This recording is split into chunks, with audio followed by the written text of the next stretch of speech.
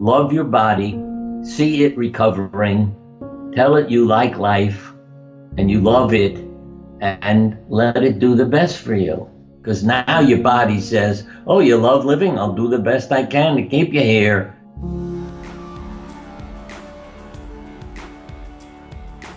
Hi everyone, welcome back. I'm Michael Sandler, your host on Inspire Nation. If you've ever wanted to feel better and find more peace during this interesting time, then do we have the When You Realize How Perfect Everything Is show for you. Today I'll be talking with Dr. Bernie Siegel, revolutionary doctor and the best-selling author of many books, including Love, Medicine, and Miracles, Love, Animals, and Miracles, The Art of Healing, and an inspiring new poetic book written with another amazing author, his grandson, Charlie Siegel, When You Realize How Perfect Everything Is. And that's just what I want to talk with Bernie about today, about finding perfection in health during this special time. So welcome back to the show, Bernie. Are you ready to shine? What if I said no? We are in big trouble then, Bernie. All right, I'll shine. I'll turn it on. Woohoo! So you just wrote a beautiful book with your grandson, When You Realize How Perfect Everything Is. It's coming out now. We've got COVID-19 going on all around the world, so please forgive me for asking, do you still see the perfection in this unique time?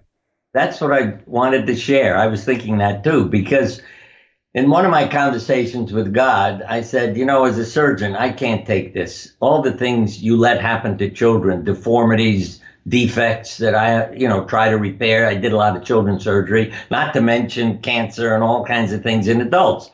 And God said, Bernie, a perfect world is not creation. It's a magic trick.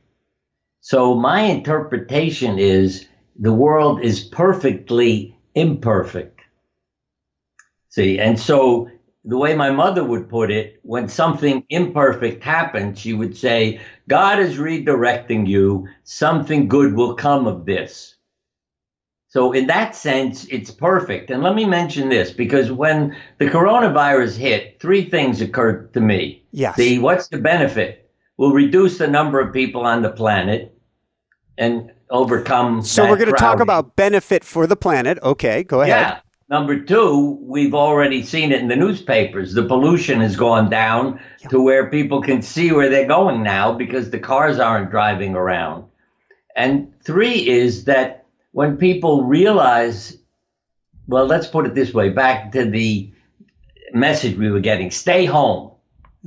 And when people realize our home is the planet, so why don't we act like family and be nice to each other instead of dropping bombs on each other and killing each other and poisoning each other? Let's become family so we can all stay home and still survive. Thank you. Thank you. So many different directions we can go with this. First off, I really love the metaphor, and I'm going to call it a metaphor of staying home because I believe everything comes to us in metaphors. The virus being reflective of us as acting as a virus. Stay home, not just meaning stay in our home and home on Mother Earth, but home within ourselves as well. Right. Yeah, Robert Frost said, home is a place that when you go there, they have to take you in. But think about how we treat people now. No, you can't come across the border. No, we don't want you here. No, you're the wrong religion. No, you're the wrong race. It's ridiculous. You see, one of the things I always say as a surgeon, see, if I held up to the audience a picture of either you or me, and nobody can tell who it is, what's it a picture of? See if you're as good as a 5-year-old. A body? Inside your body. Well, inside your body, I'm looking at red pudding and piping and blood. We're all the same bingo color inside. And one of my paintings is of a black and a white child, and the title is We're All the Same Color Inside. Now, when you say that to children, say, where are we all the same? You couldn't tell who the picture's of. They all point to their heart immediately. Mm-hmm. When I said to a black family who one of the members was with me and we had a long conversation, went back to his car, there were several of his friends still sitting in the car. They hadn't come in. So I said to them, I got a picture of one of us. You can't tell who it is. And they looked at me like, what drugs are you on? You know what I mean?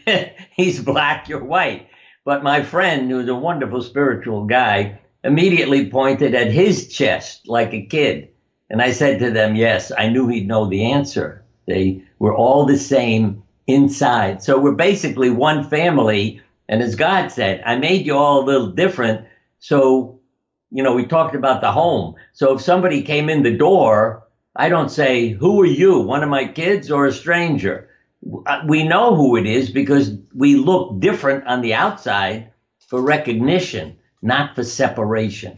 When I look at the numbers, when I look at the statistics, I can't help but see, and I could be completely naive about this, that on many levels it's a disease of a heart. A heart that's been hurt, hurt as a planet is being brought up to the surface. And a lot of those who are transitioning had on many levels a broken heart, and that's what we get to deal with. Yeah. I mean, studies, again, way back in the 1800s when kids were put in orphanages. And again, like the coronavirus, when there was, a flu in the orphanages, it was practically 100% mortality rate. And they realized why this was happening ultimately, because everybody would yell at the nurses, don't touch those children. You'll spread all this. And that's why the kids were dying. See, when we knew what the benefits of touch and love, affection, etc., the stimulation of the touch in an infant is to enhance brain growth, immune function, everything else. So when the nurses and caretakers were told, don't touch those children, they all went ahead and died. If they were all touched and held and massaged, their immune function would increase and stress hormone levels go down, and they can resist things that they wouldn't resist otherwise. And this is all animals. It's hard for me to not share stories because there was a study being done on rabbits. Yeah. And they realized the rabbits who were in lower cages had a better survival rate than the rabbits who were way up in high cages. And they realized it's because when people walked by, they would, talk to them, pet them, and they were getting attention, which the ones above people's, eyes and reach did not do well. You just brought up several key points. First off, we wondered why the kitty that we rescued, which we're convinced is a reincarnate of another kitty of ours, the kitty we rescued, we're like, why didn't it get adopted before we finally said, hey, we need this kitty? It was on an upper cage. But now going back, I'm so fascinated. We've been donating to orphans during this time overseas. And I'm like, oh my God, thank you. I hadn't made this connection. Tell me about touch, because right now we are told to sequester ourselves, and we are lacking that touch and connection, right. And we are yearning for it more than ever. Everybody needs a pet then. Again, a study, people had a heart attack, went home to a house with a dog. A year later, 6% of the people had died. A heart attack with no dog at home, 24% had died. Now, when you pet a furry creature, your bonding hormones go up. Oxytocin, serotonin levels, the same thing that happens in a woman after she gives birth and why she connects with that kid. So I always get a kick out of it. I mean, an awful lot of women end up marrying somebody they met walking their dog. And we've had pets for years. You mentioned like one of my books, Love, Animals, and Miracles. Our house was always a rescue center for every living thing. I'm not going to spend the whole program telling you, but I see it all the time. I take a walk with a dog. Oh, what a cute dog. They don't talk to me. They talk to the dog. That gets the conversation going, but we connect in a different way because I'm walking with the dog. My wife and I don't know, she'd say we were conscripted, or she was conscripted. It was meant to be. I recognized her the moment I saw her. But she said the moment that she was impressed by me was when she was going into the meditation center for a second or third time, and she was going to see me there. There was this convertible car outside with this wolf-like dog. I had a coyote, or my coyote had me. And she goes, whose is that dog? And that was it, Bernie. Right. Yeah, that kind of percentage of connections happens so often through pets, and they're teachers for us too. about life and love and everything else. Thank you. So you gave a homework assignment to kids to write a suicide note, among other things. I believe in a past interview I've had you on where you talked about homework assignment with drawings to overcome trauma. Am I right? And if so, can you share about that? We need that right now. Two things. One is when somebody has trauma in their life, and that can range from migraine headache to marriage to cancer to lost my job. So what I say to them is, if somebody said to me, I have coronavirus, I say, what are you going through? That's your diagnosis. What are you experiencing? See? The answers will range from wake-up call to a horror, failure, this is pressure, all kinds of answers. Then my next question is, how do those words fit your life? See, now, if somebody said wake up call, new beginning, I'm not worried about, because it's like they've learned they're mortal. That's what I would say to people. Live their authentic life. It's the biblical message. Don't lose your life becoming what other people want. And sometimes a life-threatening illness will give people that permission, and they start living their authentic life. But when they come up with that word, as I said, the negative ones, how does that fit your life? And I don't make these up. Failure. How does that fit your life? Well, my body, I have cancer. How does it fit your life? Oh, my parents committed suicide when I was a child. I must have been a failure as a child. Pressure. Going to be admitted to the hospital with terrible pain. I did a meditation with her about the pressure to help her, because she wasn't my patient. I just happened to learn she was in incredible pain. So I went in to do a meditation with her in the emergency room. And then the nurse came after me 15 minutes later, said, it's her marriage. The pain is gone. She's going home to straighten out her marriage. So, there are a lot of times when I say to people, what word would you use? Their eyes open up and they just say, thank you. And they head out the door to go home and fix it. They don't even tell me what it meant, but they know what that meant. The other is, you mentioned drawings. I was just thinking, a reporter came into my office. Because decades ago, I was considered controversial or crazy with all the things I was doing, mind and body.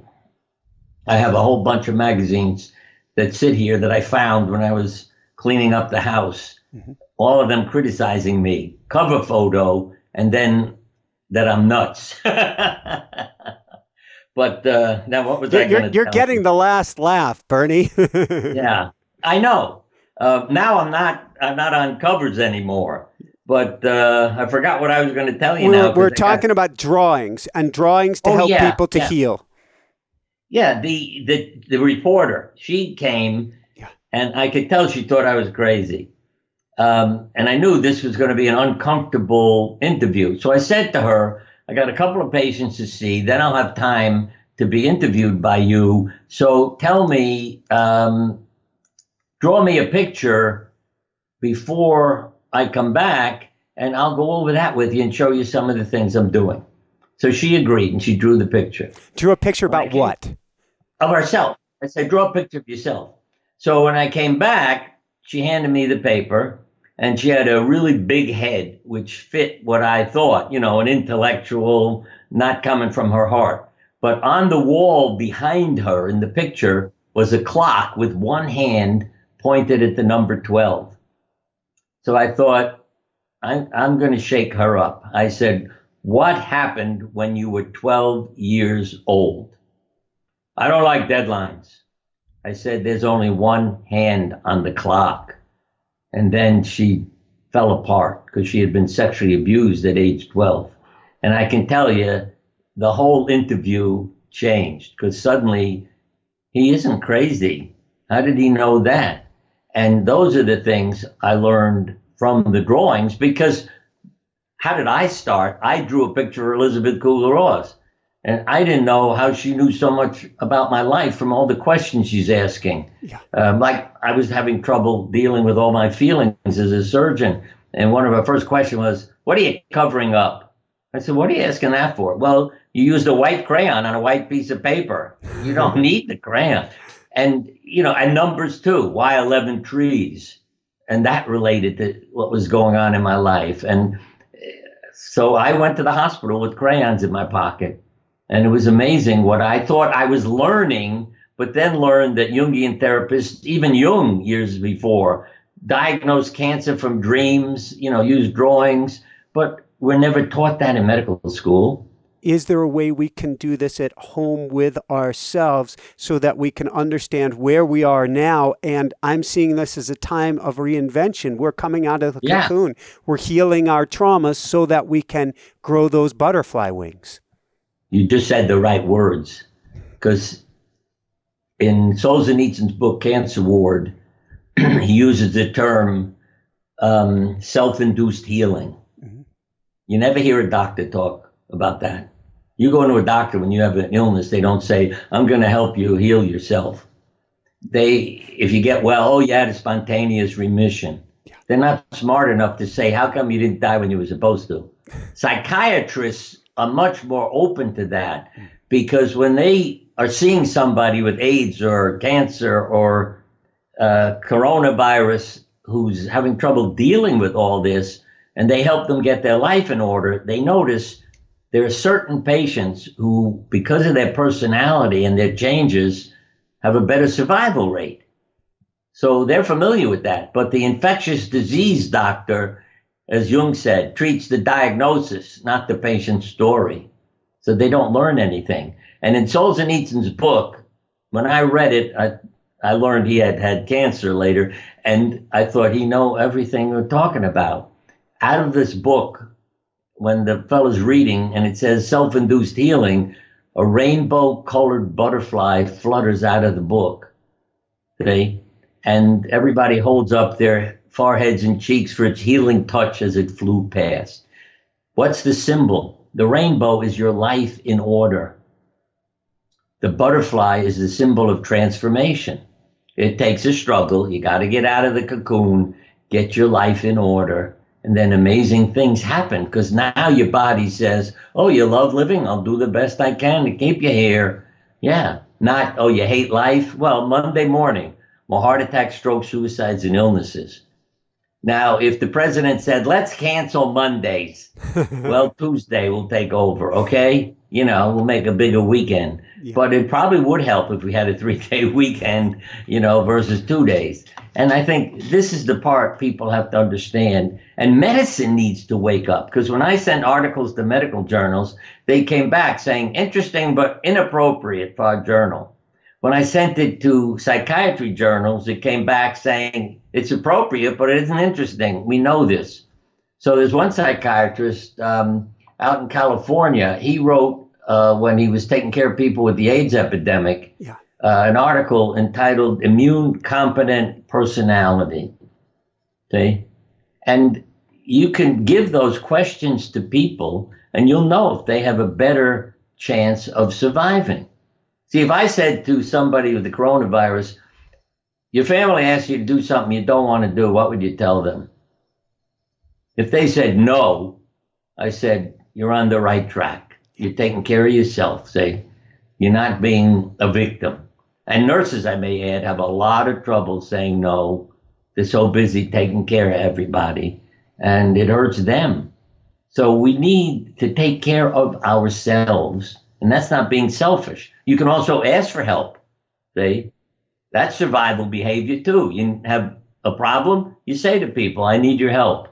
If they can't, they can't. So I've learned that in our family. I'm not afraid to say no, and I'm not afraid to ask.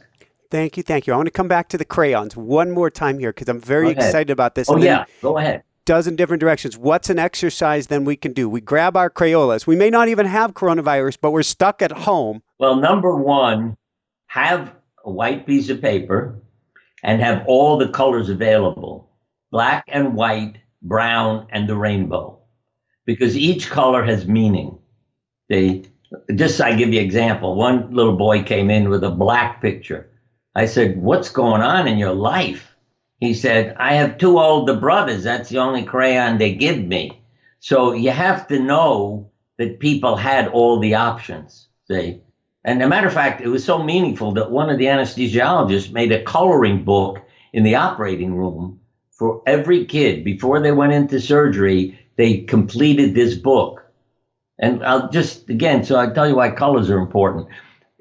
One of the kids, it says, you will meet an anesthesiologist who's wearing an outfit that looks like green pajamas. That's at the bottom of the page, and it shows a picture of the anesthesiologist and the child. He drew him in red.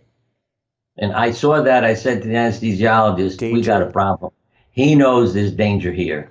And the anesthesiologist immediately said, yes, his mother has muscular dystrophy. He could have problems with the muscle relaxants that we give. He could have an opposite reaction to it and do damage, etc. So that's the part that was fascinating. Now, what I say to him, I said, turn to the last page. If he draws himself purple, surgery is canceled, because that's a spiritual color. He could be saying, I'm going to die. But on the last page, he was black and red, over his body where the surgery was, saying, I know it's going to hurt and I'm not happy. So we went ahead with the surgery. What I would say to people, for instance, if they have an illness, draw yourself, your disease, your treatment, and your immune system eliminating the illness. See? Now, if somebody's getting a treatment, like if it were cancer, where there are side effects, they could draw the devil giving them poison. And I don't make up any of these things, see? And somebody else may draw the treatment as coming from God that could save my life. And I can tell you who's going to have all the side effects, the one getting the poison. So you can interpret the picture. And also you need to know your patient, because they keep thinking of this conscientious objector. His wonderful oncologist said, Dave, I'm going to kill your cancer. He said, I don't kill anything. And he walked out of the office. Now, what if he had said to him, let me help you heal? See? Because when he drew himself eliminating the cancer, he shows his white cells carrying these guys out of here. They're not killing. And I keep saying, stop fighting, battling, killing everything. Heal yourself. Yeah. So you can say, well, again, a child, draw your home and family. The kid has cancer. She had said to me, I don't get much time for my family. Now, the family is telling me there were 5 kids. Oh, no, we spend time, blah, blah, blah, blah. I said, look at the drawing your daughter drew. She's sitting all by herself in the living room in a chair, alone. All the family, the other kids and the parents, with their arms around the other kids, are sitting on the sofa, and there was still an empty seat on the sofa. I said, she doesn't feel like part of the family. And they were thankful. See, they were not bad parents. They said, thank you. We'll go home and change this. Yeah. So that's where, again, it's not me criticizing you or telling you what to do. You're drawing the picture. So you are talking to yourself. It's like a dream. Let's put it that way. You wake up, you had the dream. You drew the picture. I can interpret it. See, if you don't have any legs, how are you going to get around? If you don't have hands, how are you going to get a grip on things? And I have to laugh, too, because there was one kid, I said, you don't have any legs. What's going on in your life? He said, turn the page over. He didn't fit on one page. That's self-esteem, see? And so you laugh a lot of times, but again, when you're getting into treatments, there are people who have a spear. And I said, are you trying to kill your disease? No, I want to stick this in my doctor. He's made me ugly and horrible with his surgery and his treatments. She said, the cancer is crying and saying, help me. That's how I feel. I hate my doctor more than the cancer. And let me add this. Yeah. Because, again, it proves to other doctors that what I'm talking about is not crazy. The radiation therapy machine is repaired. The radiation therapist didn't know it until a month later when he did his routine inspection. And he told me how terrible he felt. I just learned I haven't treated anybody. I said, are you stupid? He said, what are you asking me that for? How come you didn't know you hadn't treated anybody? I said, it's because they all acted as if they were being treated. And he almost fainted. That's how powerful our mind is. These people had tumor shrink and side effects of a treatment they weren't getting, but they believed they were. Now, the other side of the coin, I got to tell you that, because I get a phone call from the radiation therapist, a different one, saying, Bernie, I thought the machine was broken. This lady has no side effects, no problems. And then I saw your name in the chart, so I knew it was a crazy patient. That was a compliment, not a criticism. And so I said to her, why don't you have any side effects? She said, I get out of the way and let it go to my tumor. Beautiful. So we can use this time period. We can draw. We can see where we're at, for instance. Right. We can draw I don't even want to call it disease. To me, it's such a weird way. I'll call it a messenger. That's the most neutral term. It is a messenger. And then we can see the most beautiful potential for where we can come out of it. And the more that we can go to that potentiality, the more that is what we're going to bring about. Yeah, that's a wonderful word, potential. That's what I'm trying to bring out in people. You see, when I offered people a longer, better life, and I mean this literally in a letter from our office to all my patients to come to meetings so I could teach them some of the things I had learned to help them, 12 women showed up. I was expecting 200 people. Yeah. You know, because my secretary forgot to say you can't bring your friends and relatives. So I thought, oh my God, what am I going to do with them? And then 12 women. And that's why it became exceptional cancer patients, because I realized these are exceptional people. They're not thinking I could be a failure. You want me to draw a picture? I had my 12-year-old draw a picture because I don't know how to draw. I'm not an artist. What the hell are you afraid of? I'm going to grade your drawing, you know? And people who say, when's your meeting? Tomorrow? I'll read the book and do the drawings tonight. I'll stay up. I won't go to sleep. I'll be there. That's a survivor, see? And that's in their personality. Whereas somebody else says, oh, I don't have time to read a book. Well, that's not a survivor. And how far? See, these are things people realize at hospitals too. They started a new chemo treatment. They realized the people who had the longest ride to the hospital, more of them responded positively to the chemotherapy than the people who lived across the street. It almost means that we're going to do better. Oh my God, please forgive me, everybody, for saying this. But the longer this takes to go through, the more it's going to flip it if we can hang in there, and we're going to come out shining bright, because we're going to have to leave that victimhood, that powerlessness, and find behind and find a way back into our power. Yeah, we need to be telling people how to find their power. How do we do that, Bernie? Because the two biggest challenges I'm seeing right now, 3. 1, people aren't forgiving themselves. 2, they see themselves as victims. 3, because of A and B, they have no confidence. We have to give them a positive image and talk in that way, you know, that there is hope. Well, let me give you the words of an oncologist, because this woman was told she'd be dead in 2 months. And a relative of hers said, oh, Dr. Siegel makes people well all the time, so come. I said to her, you have leukemia. It's not something I take care of. I'll get one of my oncology friends to see you. He saw her. He said, Bernie, I agree with her doctor. She's got about 2 months to live. But I know you and your crazy patient, so I'll give her hope. In six weeks, she was in complete remission. And his sense of humor was, isn't chemotherapy wonderful, when he expected it wasn't going to help her at all. Now, see, on my website, BernieSiegelMD.com, is an article, Deceiving People into Health. Now, what would happen if Trump said, oh, I just heard from a researcher, and we've got a new drug that will stop the coronavirus cold, and we're going to be dispensing it immediately. And what does he give? It could be a placebo, could be an aspirin. Everybody gets it, no cost. You'd be amazed at how many people suddenly respond and feel better because they've been given hope. And again, you see, if we drew your blood when you're laughing, filled with hope, immune function is way up, stress hormone levels are down.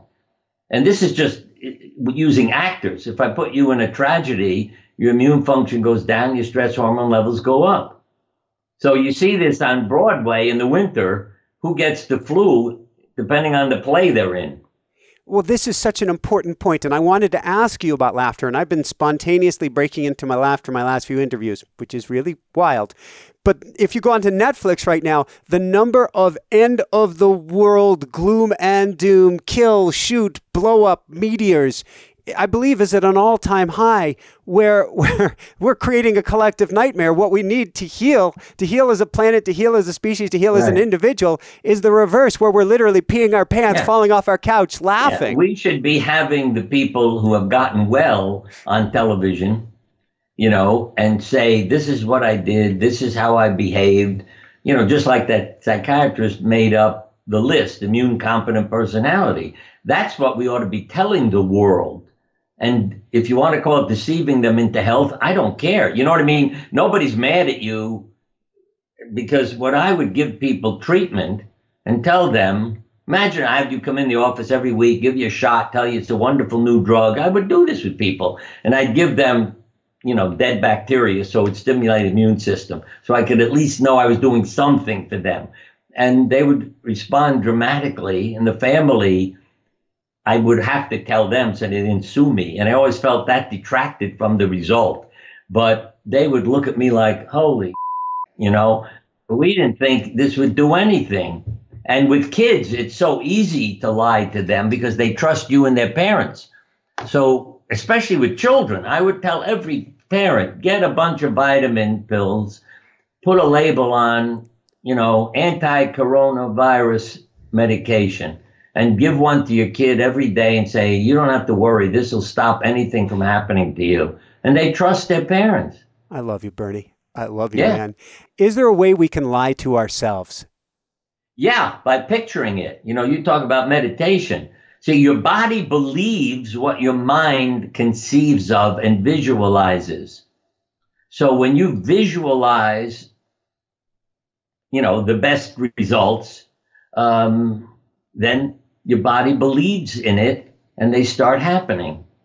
And it can be anything, it's loving your body. You could be overweight. Oh, one lady was dying of neurological disease, and she'd had polio as a child. So she always had deformities. And she said, I don't want to die hating my body.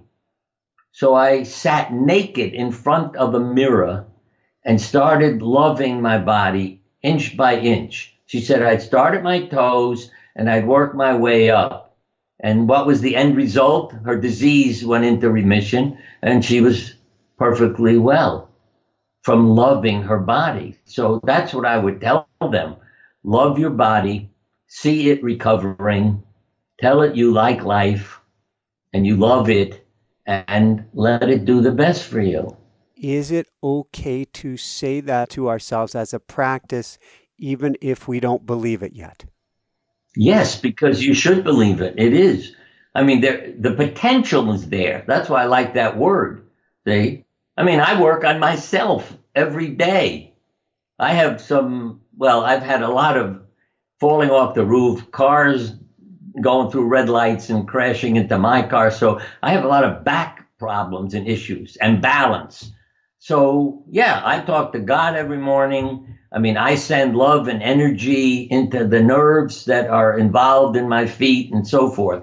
You're damn right. I work at it every day. Do I go for physical therapy? Yeah. Oh, and here's a joke you'll enjoy. Yeah. I went into physical therapy where, you're going through all these exercises. I said, okay, I'm here again for the pain and torture.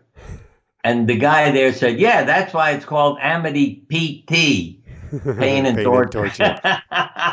But you see, that's my sense of humor. So they don't see me as the average patient when I can walk in and say, I'm back here for pain and torture. Yeah. And that's why it's called PT.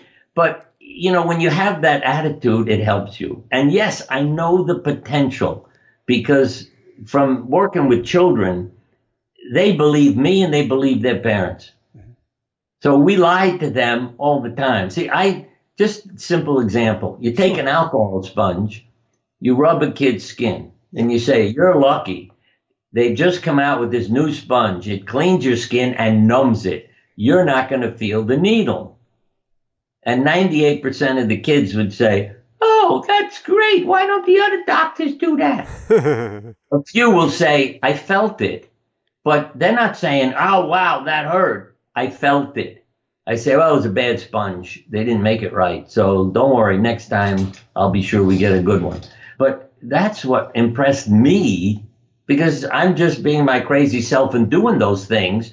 And I realized what power. And see, so many people in the hospital were critical of me for lying to patients. But then they realized it's therapeutic. You know, why should we be angry at him? He's helping all these people. Even talking to people in coma, under anesthesia, they hear you. So this one you'll love. Guy's heart stops beating when I'm operating on him. The anesthesiologist is working away like crazy, and he finally said, I can't get it going again. I'm calling for a stretcher to take him to the morgue. And I yelled out, Arnold, it's not your time yet. Come on back. And his heart started beating again. And the anesthesiologist said, I love working with you. I never forget that. His heart started beating and he survived. Now you'd say, how the hell did that happen? But I know people hear me. Yeah. So when I'm operating on them, I will talk to them. Yeah, and I tell friends who are impressed, because I say, tell the blood to leave the part of your body they're going to operate on. A few days before, start seeing the blood shunted away, so it's easy for the surgery. Well, one of my friends told his urologist, he was going to have a prostatectomy, what I had told them. See, most of the time I tell them, don't say anything to the doctor. If he says it was really easy, then you know.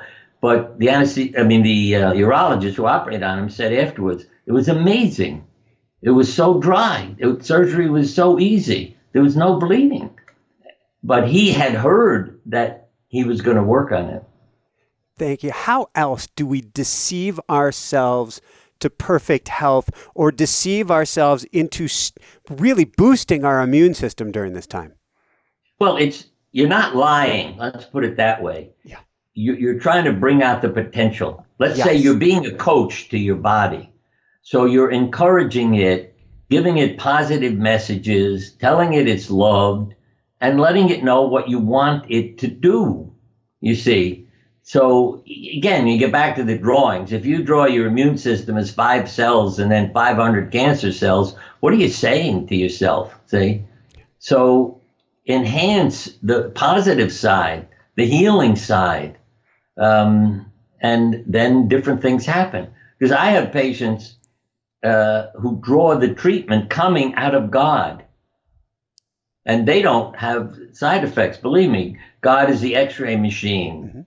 Mm-hmm. God is what's flowing through the intravenous, yellow energy into my body. And then others who draw monsters as who's treating them, and all this black poison coming into their body. So again, your body believes what's going in because of the picture you made.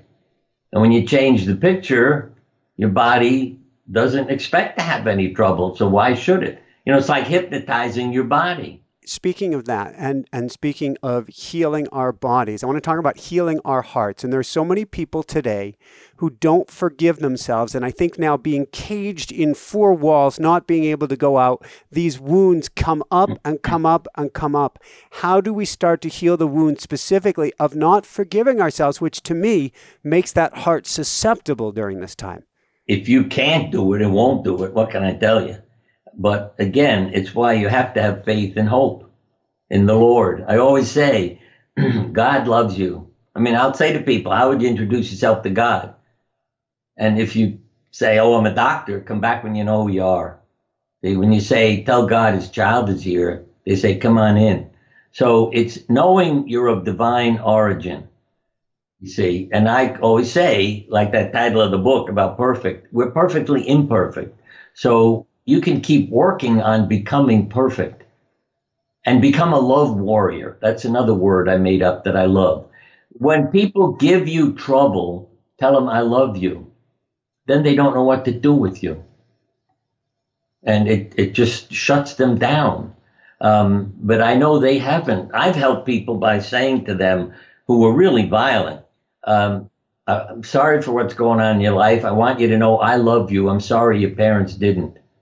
And they have shut down and walked or driven away, because once it happened on the street when he was screaming and yelling.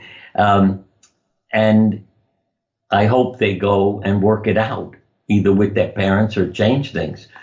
So when you talk about I love you, they don't know what to do with you. You know, what kind of nut are you? But it stops the violence. I mean, I've done it on the street. And other people come over to me and say, oh my God, thank you. We didn't know what he had in his, package, or she had in her pocketbook. Could have been a gun. And all I did was say, I love you. So love yourself too. That's all the difference in the world. Joseph Heller wrote a book about his paralysis from Guillain-Barré disease. He said, Mel Brooks came in to visit me and said, in the name of Jesus, stand and walk. And Heller said, it didn't work. And Brooks said, it was worth a try. I wrote to Mel Brooks. I didn't know him at the time, but I got an answer back from him because I said, Mel, you should have gone in and said, your sins are forgiven, not rise and walk. This is not a mechanical issue. It's about healing. And Mel wrote back, which showed me he's a real good guy. That real in answering a letter. He said, thanks for straightening out the Jesus talk. Never again will I forget to say your sins are forgiven before I do my regular mumbo jumbo. And then the letter ended with, your sins are forgiven, Mel. But that's the message, you see. Your sins are forgiven. It's not just mechanical. It's, again, about yourself and your life. And, I keep thinking of so many people I've known who've done such incredible things and what it did for them. And they weren't trying not to die. They were trying to share. I mean, one was a young woman. I don't know what her disease was. I forget. But she was paralyzed and she typed. I thought she was being robbed because she was tied in a chair in front of a typewriter. This was years ago. And I said to her, what happened? She was gagged and tied. I said, what happened? She said, I'm typing my autobiography. I drool and, I can't sit up because I'm paralyzed. So they tied me in a chair and covered my mouth, and I leaned over and hit the keys with my nose. Now, that's my kind of human being. Those are the people who teach me. Another one develops autoimmune disease, scleroderma, hard skin, which fit her life. Alcoholic parents, they told all their kids to commit suicide, and they did too. She's the only person in her family alive. And I remember her saying, I tried and I got it wrong and my family was mad at me. But what I did was what I learned from Helen Keller later. And I realized I was the one who helped this woman. Because Helen Keller basically said, deafness is darker by far than blindness. That when you listen to people, that's what helps them. See, when somebody walks in, you don't say, this is what you need to take, this is what you need to do, so go ahead, here's the prescription. Then they say, you're no help. But if they come in and start telling you what happened in their life, and you go, oh my, really, all right, At the end of an hour or two, I've had people say, thank you. That was a great conversation. And all I've said is, because they hear themselves now. Yeah. And that's what happened with Susan. I mean, I didn't know what to tell her.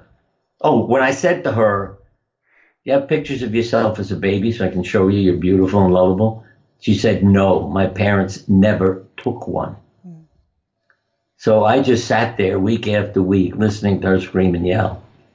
And eventually, this is her quote, I let love into my prison, and it changed every negative item in it, meaning the experiences in my life, and turned them into something meaningful.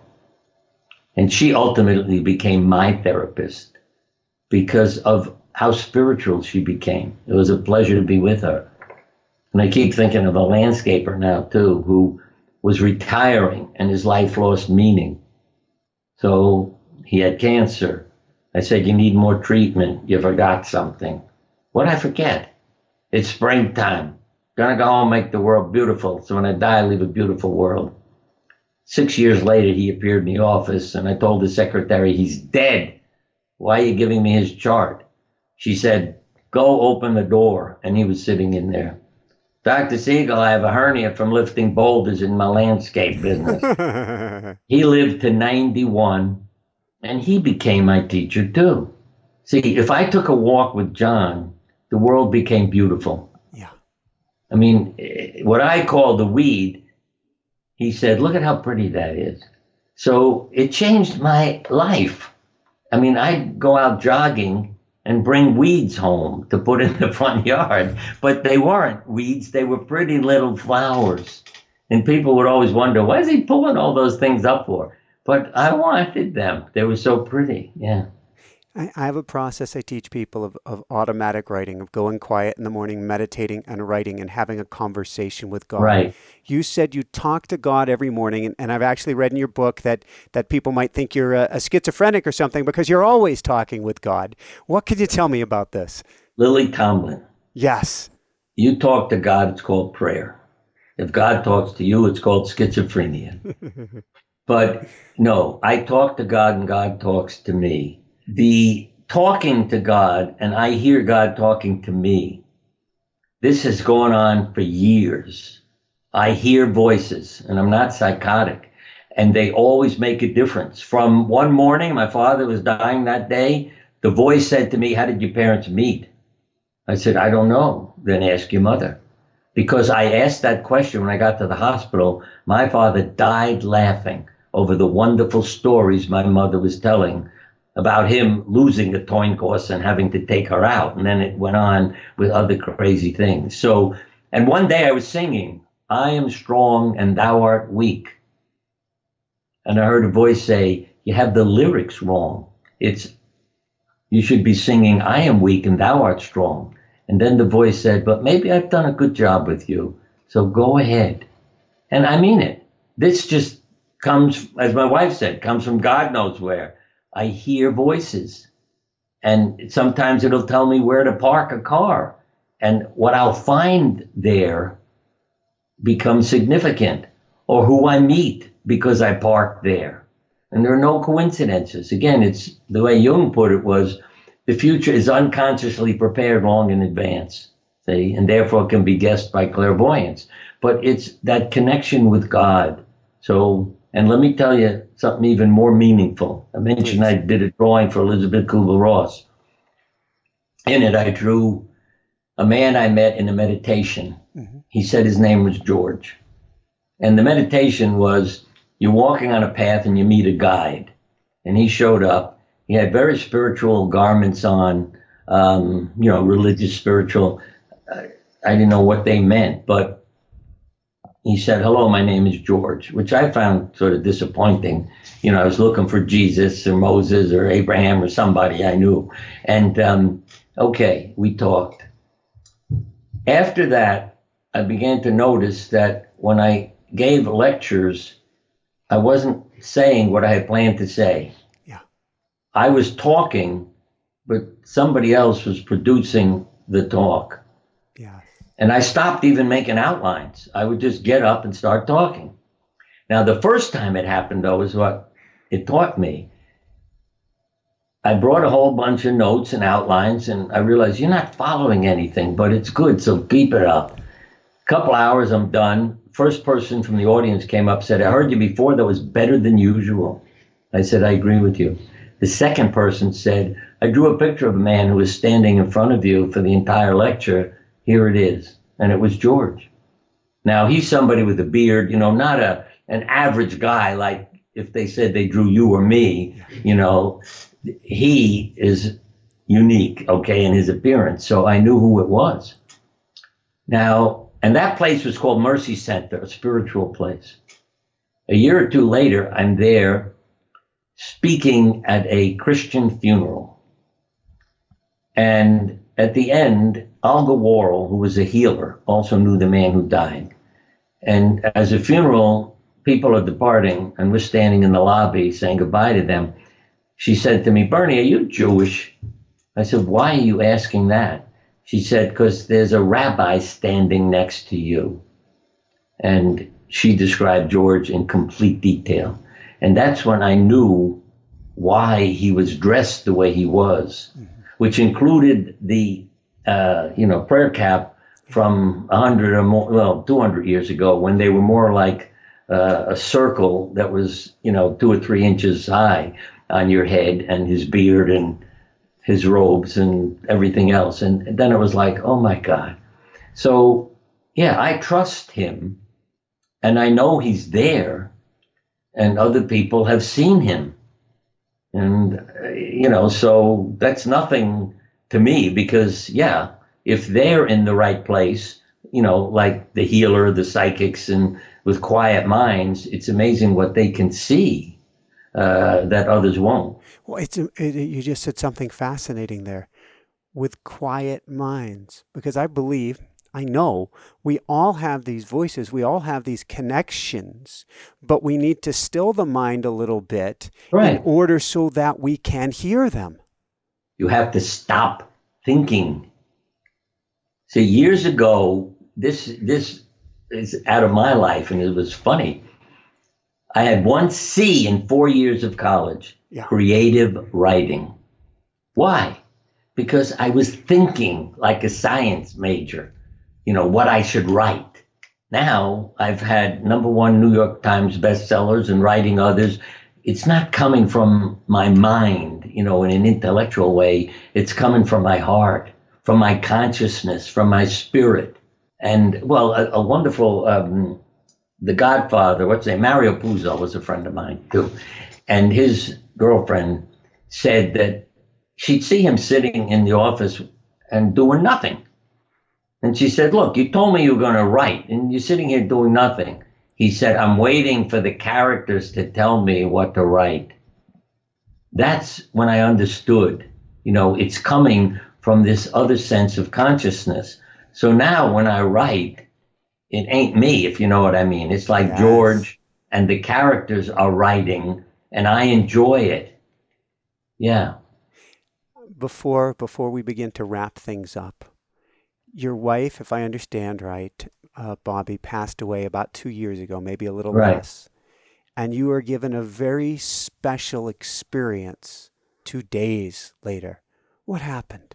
Let me tell you several items. Yeah, please. First, numbers, because they have meaning, as I said. I'm going to sneeze possibly in a minute. But my wife was born on 9/9. Yeah. 9 months after her heart attack ended her life, in her sleep, by the way, peacefully, which is also what goes on in our family. When people are ready, they go quietly. I learned when I tried to wake her up that she had died that night. 9 months later, my heart starts beating like crazy, called fibrillation. And it's part of, I felt, reinforces everything I'm believing. My loved one dies. What organ in my body has a problem? My heart. I go to the emergency room. 9 months, significant. Yeah. I walk in the door. I hear a voice yell, put him in room 9. The next morning, they said, we finally have a room to put you in. I get sent upstairs. I'm put in room 819, which adds up to 99. And 8 is a new beginning. Every religion has 7 days in the week, but different days in the number of months. So 8 is symbolic. Then I look at my wristband that they make up when they put you in the hospital. Yeah. Your individual number and the case number. My wristband, and I've saved all of these because it blew my mind, has 1 8, 2 9s, 2 6s, and 2 3s. Everything's 9s. And then when I look at the case number, it'll be things like 7254, all 9s again. One time they put the wristband on me, I thought, gee, the case number doesn't come out to 9s. And I was very concerned and upset. And then I realized, no, it's coming out to your anniversary, 7/11. We were married on 7/11. Now, and the 11, 5 times I found a dime and a penny in bizarre places. In a bird bath filled with dirty water and leaves. See, the voice said to me, clean the bird bath. So I went outside into this wooded area where it is, and I dumped the water out. And what's stuck in the bottom? A dime and a penny. What's on the counter in Stop and Shop 3 times, where I'm checking out on the belt, where it wouldn't stay if somebody else was checking in or out, a dime and a penny. And the pennies, this happened when my mother died. Why it was symbolic.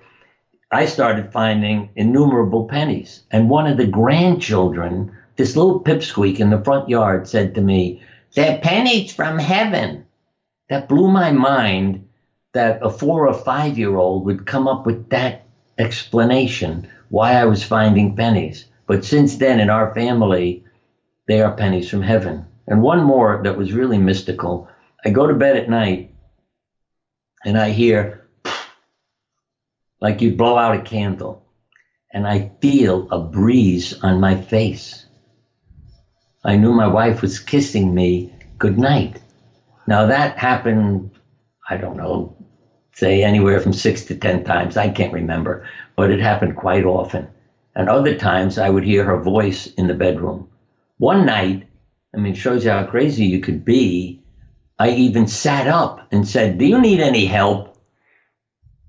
Because I heard her making sounds like you'd make if you were turning over in bed, readjusting yourself. And I sit up and say, do you need any help? And then I said to myself, hey, stupid, she's dead. But then what am I hearing?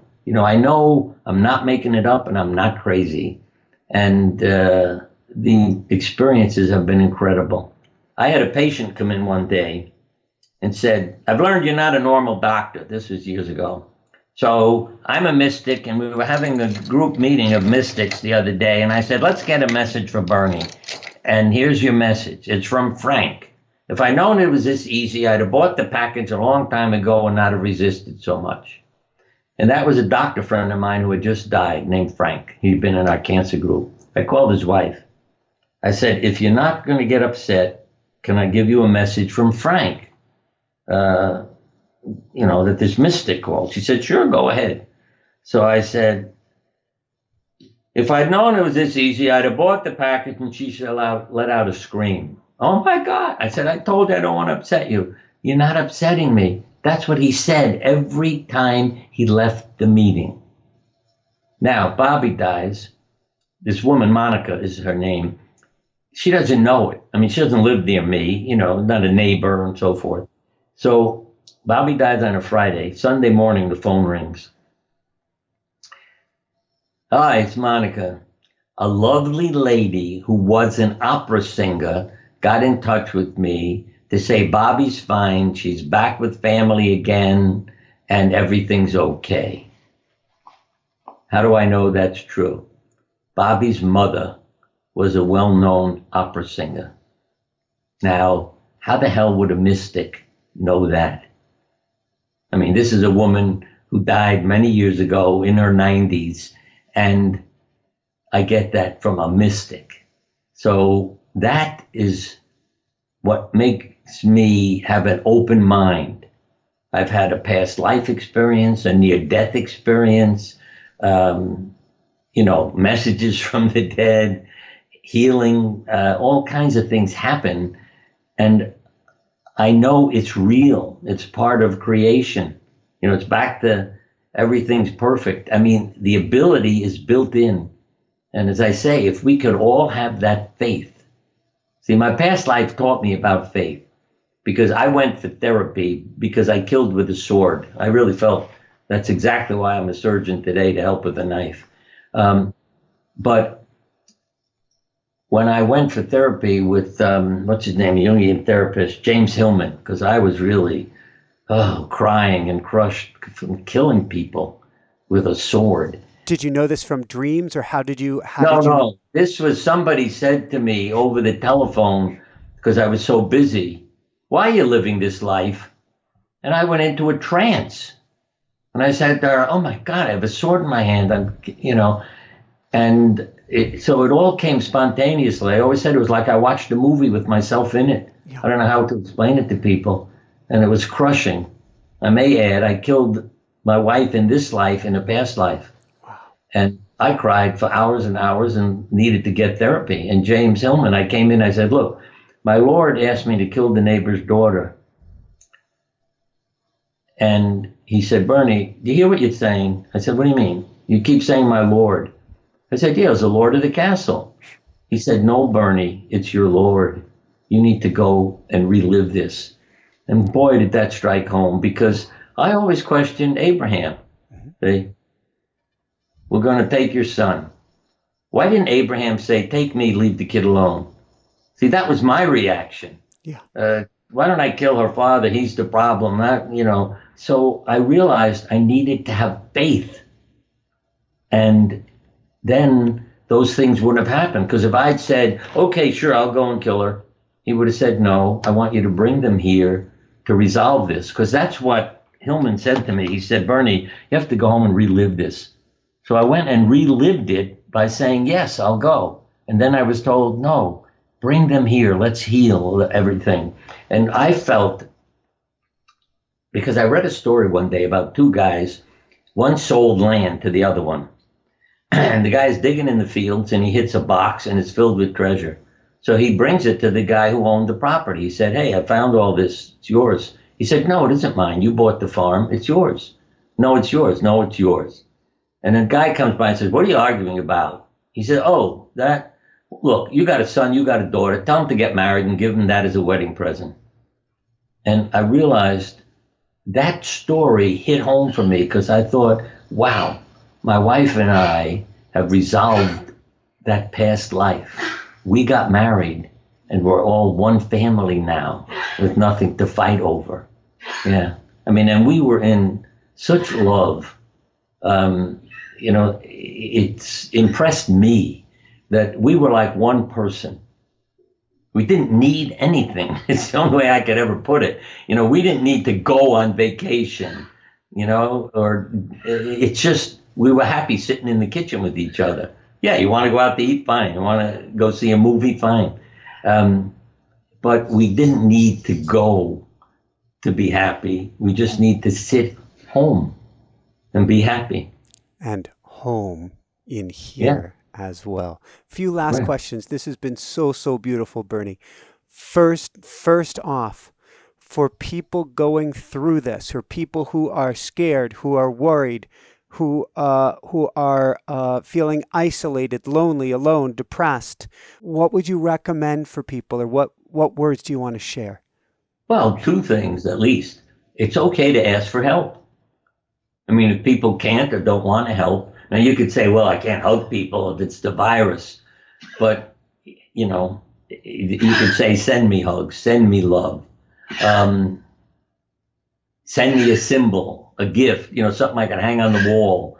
It's like, as I said, I wrote Hashem on the mirror in the bathroom. And my wife used to, she would always leave me notes of humor.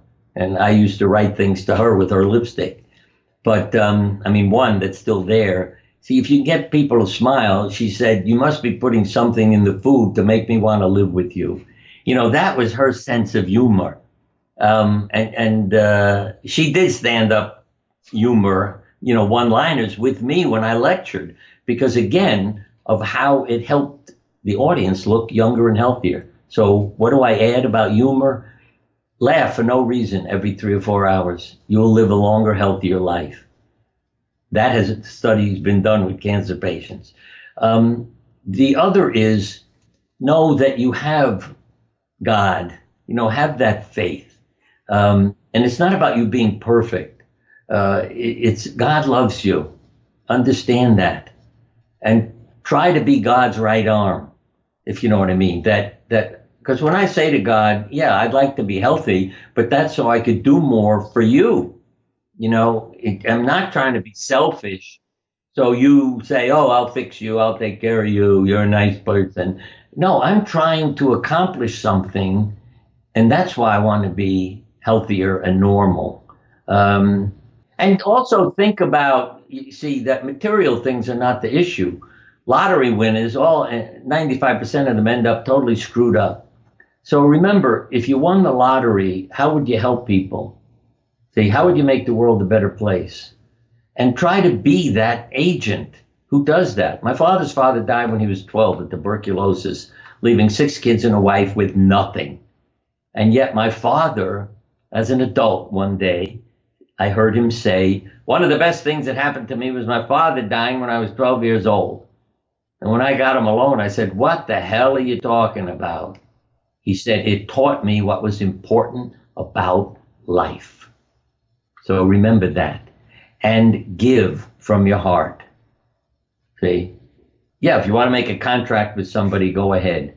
But I have a lot of people who haven't paid me back money I've given them because they had a problem, and they write me out a whole letter. Oh, I'll give it back in 45 days. And you never hear from them again. I learned not to lose my sleep over it from my father and from this experience, so that you don't let difficulties. My wife and I were in a hotel. Our room was robbed with a key, not broken into. There was a weird guy in the hallway when we left our room to go get dinner. And I thought, people don't stand in a hallway in a hotel. Yeah. You get on the elevator, you go in a room. And I should have been smart enough to realize he's waiting for you to go. So we come back from dinner, the room's robbed. Thank God he left me all my papers, which I felt if he had taken them, all my stuff. But he took, things of value. And I found myself spending my time cursing him and wishing I could be in the hallway again and beat the hell out of him and get the police. And then Christmas came, because this happened around Thanksgiving. Christmas came, and I don't know where this thought came from, probably from my angel. Bernie, what if he used the money he got from your robbery to buy Christmas presents for his children? And I found myself smiling, saying, oh, that's great. I am so happy now that he had the money to buy gifts for his children. And every time I think of him, I'd smile. And I don't know where, as my wife would say, it came from God knows where, Bernie, because I certainly wasn't making up that kind of thought, because I was mad at hell wishing I was back in the hallway. And then boom, that came. And so that has helped me with all the other people that I've lent money to who don't return it and don't answer my emails. I tell them sometimes, buy a lottery ticket. If you win, then you can pay me back. I'm trying to keep connected to them as human beings. Yes. I know they're feeling guilty, and I lose a friend because of that. Any last words of wisdom you want to share with people before we dive into a meditation? Yes, here's the last word. I painted a picture of myself, put a mirror up, and the picture is me in a surgical outfit in the operating room. Cap, mask, and gown. You don't know it's me when you come in the house. And boy, that was therapy too, you see, drawing your own picture, and they don't even know it's me. And I realized I was covering up everything, all my feelings, emotions, pain. And that's when I started the journals and the diaries and sharing and trying to help people live, not cure every freaking disease of the world. Woohoo! And on that note, would you mind leading us in a short meditation? All right. And if you're driving down the road, which is unlikely at this time, but if you are, let's listen to this later. Just take a deep breath and look up and let your eyes close gently. And then I'd say the best journey is to go within yourself. And your new name is Journey. I was given that name by somebody at hospice. So I'll share it with you. From now on, consider yourself a journey. And start a journey through your body too. Like the Mississippi River, every blood vessel. Take a tour, going from organ to organ, and tuning them up, and helping them to heal and feel love. And realize you are the leader of the orchestra that's within your body. So have all the organs work together in harmony. to produce a beautiful sound, the sound of life. And your heart will beat and lead you on in that rhythm. A beautiful, peaceful, calm beat. And whenever anything comes that interferes with the harmony of the music of your life, you can talk to your heart. It's the conductor along with you, and tell it to slow down the pace, find the harmony and the rhythm to help heal all your organs. And it's always there for you. And when you feel ready, open your eyes and start your new journey. Woohoo! It all comes from God knows where. As I said, George does everything. This was so beautiful, Bernie. Thank you so much. Where can people go to find your beautiful book, your book with your grandson, your upcoming books, and to find out more? The book with my grandson, When You Realize How Perfect Everything Is, that's out now. You can get it through Amazon, bookstores, and so forth. If you go to my website, BernieSiegelMD.com, the store is called Wisdom of the Ages. So you can order anything I've written, meditation tapes. So that's easy. The other book that's coming out very shortly is No Endings, Only Beginnings. And that's a wonderful mystical book discussing things that have happened to me about my wife, as well as some of the things I told you and other stories and things. And they can connect with me through it also.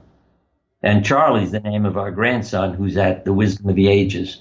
So you let him know you heard me. So for everyone out there, this is Michael Sandler saying, be well, have fun, get when you realize how perfect everything is, and begin discovering or diving into your own perfection today, and deceive yourself to perfect health, and shine bright. Woohoo! Thank you. We could turn it into a book. The whole interview. If you like this video, then you're a light worker, you're a light warrior, and we need your love and light. We need to crank it up to the max. That's why we're offering boot camps. You can check them out down below. Monday through Friday events, 1 hour a day, almost free, to help you crank your light up to the max, get you in the most positive place possible, boost your immune system to the max, and help you to help the world to shine bright. We're also offering YouTube live events every Saturday and Sunday during this time to help you overcome fear, overcome worry, overcome stress, and again, boost up your immune system.